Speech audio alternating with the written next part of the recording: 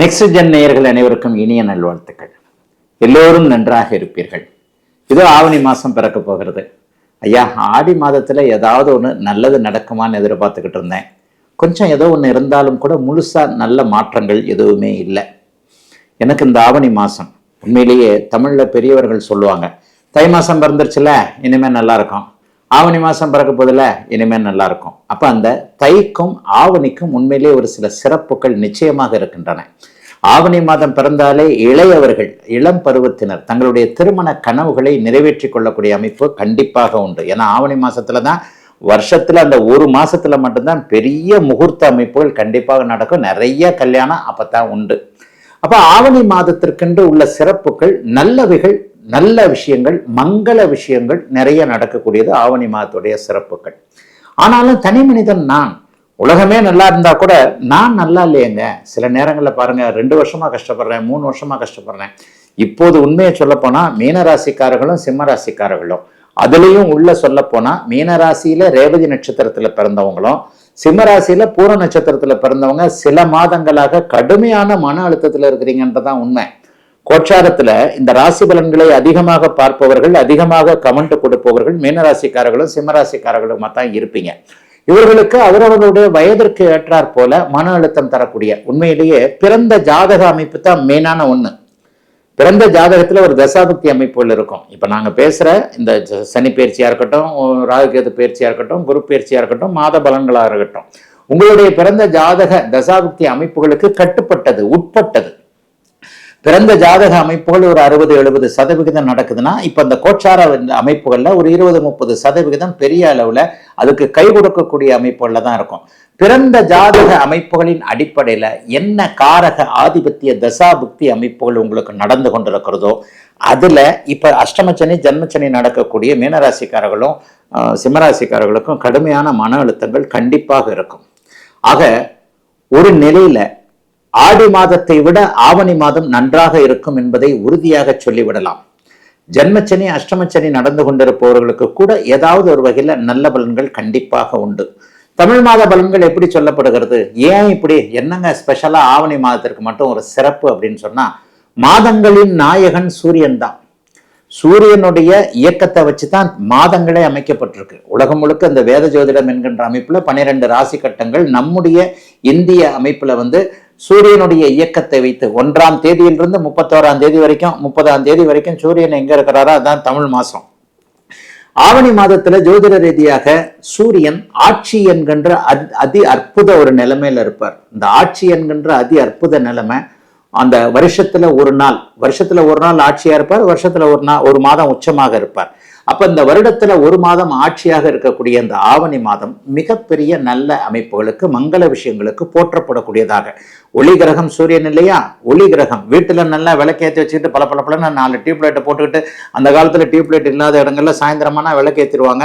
வாசல்ல ஒண்ணு, அதுல ஒண்ணு, இதுல ஒண்ணு, மாடத்துல ஒண்ணு, அதுல ஒண்ணு, கூடத்துல ஒண்ணுன்னு சொல்லிட்டு விளக்கேற்றி வைப்பாங்க. அந்த விளக்க வச்சு ஒளியை வச்சுத்தானே நம்முடைய வாழ்க்கை அமைப்புகள் இருக்கிறது. ஆக ஒளி மிகுந்த கிரகமான சூரியன் ஆட்சி நிலை பெற்றிருக்கக்கூடிய இந்த அமைப்பு இந்த மாதம் முழுவதும், ஆவணி மாதம் முழுவதும் ஆட்சி பெற்றிருக்கக்கூடிய அமைப்புகள் உண்டு. சூரியன் சம்பந்தப்பட்ட விஷயங்கள்லாம் நல்லா இருக்கும். அப்பாவுடைய அமைப்புகள் நல்லா இருக்கும். ஒவ்வொரு மனிதனுக்கும் அப்பாவுக்கு எதனா பிரச்சனைகள் இருந்தா கூட அந்த அப்பாவுடைய பிரச்சனைகள் கட்டுப்பட்டு மட்டுப்பட்டு இருக்கக்கூடிய அமைப்பு. அரசாங்கம் சம்பந்தப்பட்ட விஷயங்கள், பதவி உயர்வு சம்பந்தப்பட்ட விஷயங்கள், நெருப்பு சார்ந்த விஷயங்கள், எலக்ட்ரிக்கல் சார்ந்த விஷயங்கள், இதை கூட இருக்கிறவங்க எல்லாருக்குமே இந்த ஆவணி மாசம் உண்மையிலேயே நல்லா இருக்கும். ஐயா, மாத பலன்கள் அப்ப எப்படி தாங்கயா சொல்லப்படுகிறது? மாத பலன்கள் எப்படி சொல்லப்படுகிறது? போன மாதம் கூட இதை பத்தி பேசியிருப்பேன். மாத பலன்கள் மாதாந்திர கிரகங்கள்னு சொல்லப்படக்கூடிய சூரியன், செவ்வாய், சுக்கிரன், புதன் ஆகிய 4 கிரகங்களுடைய இயக்கங்களை வைத்து சொல்லப்படுகிறது. வருட பலன்கள் வருடம் ஒரு முறை மாறக்கூடிய, 2.5 வருஷத்துக்கு மாறக்கூடிய சனி, 1 வருஷத்துக்கு மாற்றக்கூடிய குரு, ராகு கேதுக்கள் 1.5 வருஷம். அப்ப இந்த மாத பலன்கள்ல இந்த சூரியன், செவ்வாய், சுக்கிரன், புதன், இந்த 4 கிரகங்களுடைய இயக்கங்கள் எப்படி இருக்கிறது என்பதை வைத்துத்தான் அந்த பலன். இப்ப ஆவணி மாத பலன்களும் நான் அப்படித்தான் உங்களுக்கு சொல்ல போறேன். ஆவணி மாதம் முழுவதும் சூரியன் ஒரே இடத்தில் சிம்ம வீட்டில், தன்னுடைய வீட்டில் ஆட்சியாக இருக்க, மிதுன வீட்டுல இந்த மாதம் முழுவதும் செவ்வாய் ஒரு நல்ல நிலைமையில இருக்கிறார். தன் ஒரு வீட்டிற்கு 3 இருந்தாலும், தன் ஒரு வீட்டிற்கு 8 இருந்தாலும் கூட புதனுடைய வீடு கொடுத்த புதன் இந்த மாதத்துல ஆட்சி உச்சம் என்கின்ற நல்ல நிலைமையை அடைய போறதுனால செவ்வாய் ஒரே நிலையில் மிதுன வீட்டில் இருக்க மாதம் முழுவதும் சிம்மத்தில் சூரியன் ஆட்சியாக இருக்க இன்னும் ஒரு பெரிய நிலைமையை சொல்லணும். ஆரம்பத்துல ஆவணி மாத ஆரம்பத்துல வந்து சுக்கிரன் நீச்சமா இருக்கிறார். சுக்கிர பயிற்சி மாதம் நடக்கும் ஒவ்வொரு மாதமும்.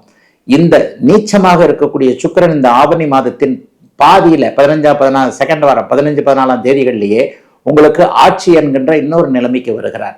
அதற்கடுத்து 5 நாட்கள் ஆவணி மாதத்துடைய இறுதி பகுதியான 10 நாட்கள்ல புதன் உச்சமாக இருக்கிறார். ஆக எப்படி பார்த்தாலும் சூரியன் ஆட்சி, புதன் மாத இறுதியில் உச்சம், மாதத்தின் நடுப்பகுதிக்கு பிறகு சுக்கிரன் ஆட்சி என்கின்ற இந்த 3 நிலைமைகளே ஆவணி மாசத்தை சூப்பரா தூக்கி நிறுத்தக்கூடிய ஒரு நல்ல அமைப்பு, அருமையான ஒரு அமைப்பு. ஆக இந்த சுக்கிர தசை நடந்து கொண்டிருப்பவர்கள், சுக்கிர தசா புக்திகள் நடந்து கொண்டிருப்பவர்கள், சூரிய தசாபுக்திகள் நடந்து கொண்டிருப்பவர்கள், புதனுடைய தசாபுக்திகள் நடந்து கொண்டிருக்கக்கூடியவர்கள் எல்லாருக்குமே அந்தரங்கள் நடந்தா கூட இந்த சூரியன் புதன் சுக்கிரன் மூவருமே இந்த ஆவணி மாதத்தின் பிற்பகுதியில வலிமையாக இருக்கின்ற காரணத்தினால் மிகப்பெரிய நல்ல பலன்கள் இந்த சுக்கிர சூரிய புதன் தசா புக்தி அந்தரங்கள் நடந்து கொண்டிருப்பவர்களுக்கு உண்மையிலேயே பெரிய அளவுல நல்லா இருக்குங்க. ஆக எதை பத்தியும் கவலைப்பட வேண்டாம். ஆவணி மாதம் பெரும்பாலும் எல்லாருக்குமே நல்லா இருக்கும். இப்போது நான் சொன்ன இந்த 3 கிரகங்கள் வலுவாக இருக்கிறதும் உச்சகுரு வந்து சனியை பார்ப்பதும் மிகப்பெரிய யோக பலன்களை தரும் என்பதால் எல்லாவற்றிலும் ஒரு நிறைவுகள் இருக்கக்கூடிய ஒரு அருமையான நல்ல மாதமாகவே இந்த மாதம் அமையுங்க. அடுத்து இப்ப 12 இது பொதுவான பலன்களை சொல்லிட்டேன். 12 ராசிக்காரர்களுக்கும் இது வித்தியாசப்படும் இல்லையா? 12 ராசிக்காரர்கள் ஒவ்வொரு விதமாக ஒவ்வொரு ராசிக்கும், இப்ப நான் சொன்ன மாதிரி இந்த ஆரம்பத்துல மீனராசிக்கு ஜென்மச்சனி, சிம்மராசிக்கு அஷ்டமச்சனி, இவர்கள் 2 பேருக்கும் கடுமையான மன அழுத்தங்கள் இருக்கின்றன. ஆக 12 ராசிக்காரர்களுக்கு தனித்தனியாக இப்போது இந்த ஆவணி மாத பலன்கள் எப்படி இருக்கும் என்பதை பார்த்தலாம். தனுசு ராசிக்காரர்களுக்கு 5ஆம் அதிபதியான செவ்வாய் 7ஆம் இடத்தில் இருக்க ராசிநாதன் 8இல் மறைந்த உச்சமாக இருக்கின்ற சுப மாதம் இந்த மாதம். லாபாதிபதி சுக்கிரன் மாசத்தின் பிற்பகுதியில் 11ஆம் இடத்திலே வர தொழில் ஸ்தானாதிபதியான புதன் அங்கே 10ஆம் இடத்துல உச்சமாக இருக்கிறார். பாக்கியாதிபதி சூரியன் மாதம் முழுவதும் பாக்கியத்தில் இருக்கிறார். 7, 8, 9, 10, 11 ஆகிய 5 பாவகங்கள்ல வரிசையாக கிரகங்கள் இருப்பது மிகப்பெரிய யோகம், நல்ல அமைப்பு. இதெல்லாம் அனுபவிக்கிறதுக்கு ராசிநாதன் வலுவா இருக்கணும். ராசிநாதன் வலுவா இருக்கிறார். 2, 4, 6 போன்ற பாவங்கள் மிகப்பெரிய அளவில் நன்றாக இருக்கின்றன என்கின்ற காரணத்தினால் அடுத்தடுத்து நன்மைகள் நடக்கக்கூடிய அமைப்பு, பணவரவுகள் வரக்கூடிய அமைப்பு இப்போது உண்டு. 7ஆம் இடத்தில் இருக்கக்கூடிய செவ்வாய் ராசியை பார்க்கறதுனால கொஞ்சம் கோபதாபங்கள் அதிகமாக வரும். அது ஒன்று மட்டும்தான், டக்கு டக்கு டக்கு டக்குன்னு கோபம் வர ஆரம்பிக்கும். ஏதாவது ஒரு வகையில கோபங்கள் வந்து அந்த கோபத்தின் மூலமாக ஏதாவது ஒன்றை கொட்டி கவிழ்த்தேன் என்கின்ற அமைப்புகள் நடக்கும் என்பதால் பதறாத காரியம் சிதறாது என்பதை தனுசு ராசிக்காரர்கள் மனதில் வைத்துக் கொண்டு, பதறாத காரியம் சிதறாது என்பதை மனசுல வச்சுக்கிட்டு அப்படியே படிப்படியா கொஞ்சம் ஒரு மாதிரியாக எல்லாவற்றையும் அணுகக்கூடிய அமைப்புகள் தான் இப்போ. காசு பணத்துக்கு குறைவு இருக்காது, குடும்பம் நன்றாக இருக்கும், குடும்பத்துல சந்தோஷம் இருக்கும், குடும்பத்துல மதிப்பு மரியாதைகள் இருக்கும், தெய்வீக எண்ணங்கள் அதிகமாக நிறைய பேருக்கு வரும். 9ஆம் அதிபதி 9ஆம் இடத்திலே ஆட்சியாக இருக்கிறார். காசி, கயா, கங்கா போன்ற இடங்களுக்கு போக முடியும். நல்ல குலதெய்வ தரிசனம் கிடைக்கும். நேர்த்தி கடன்களை நிறைவேற்ற முடியும். திருப்பதி மலைகுனிய நின்ற எம்பெருமான் வேங்கடவநாதனுடைய திருப்பாதம் பார்க்கக்கூடிய அமைப்பு பெரும்பாலான இவர்களுக்கெல்லாம் இருக்கு, தனுசு ராசிக்காரர்களுக்கெல்லாம் இருக்கு. சிவ தரிசனம் கிடைக்கும், முருக தரிசனம் கிடைக்கும். மனம் தெய்வீக திருப்பணியில கைங்கரியத்துல எதையாவது ஒன்றுல ஆர்வத்துக்கு போகும். திருக்கோவில்களை சுற்றி கடை வைத்திருக்கக்கூடியவர்கள், திருக்கோவில்களை நம்பி இது நடத்தக்கூடியவர்கள், ஜீவனம் நடத்தக்கூடியவர்கள், அர்ச்சகர்கள், ஆலயம் சார்ந்த தொழில் அமைப்புகள் இருக்கக்கூடியவர்கள், அறநிலையத்துறையில பல பணி செய்யக்கூடியவர்கள் எல்லாருக்குமே இந்த மாசம் ரொம்ப சிறப்பான மாசமாக ஆவணி மாசம் இருக்கும்.